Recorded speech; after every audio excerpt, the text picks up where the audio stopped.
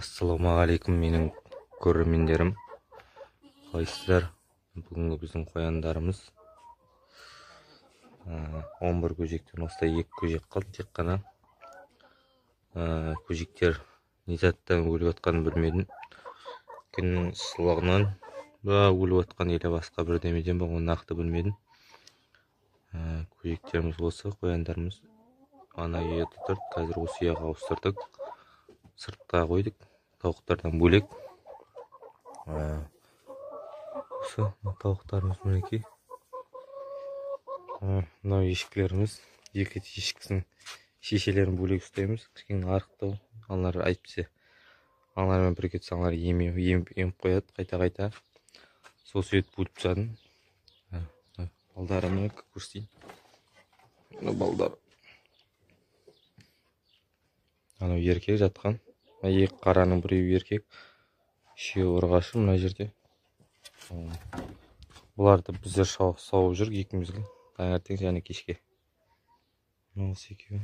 Бұлар далаға жайып алдым бүгін. Тауықтарым осы. Тауықтарым осы. Далаға шыға жібейін қазір. Дұрыс көрініп жатқан. Теп.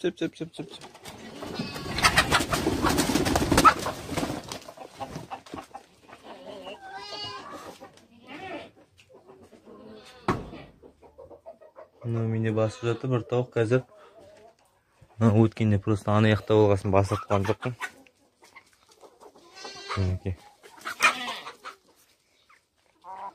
Осы менің тауықтарым. Арт жаққа қайта-қайта арт жаққа кетіп қоя береді тауықтар. Осы жақта жүр. Мына жерлер бітегеннен кейін емін-еркін жүретін болады өздері. Осы менің бір Орал қаласында Қасиет дейтін інім бар. Соның каналына жазылыңыздар. Ол Қасиет дейтін інім қоян туралы видео түсіреді. Соған тіркеліп кетіңіздер. Сілтемесін төменге қалдыратын болам. Менде әзірге осы тауықтарым.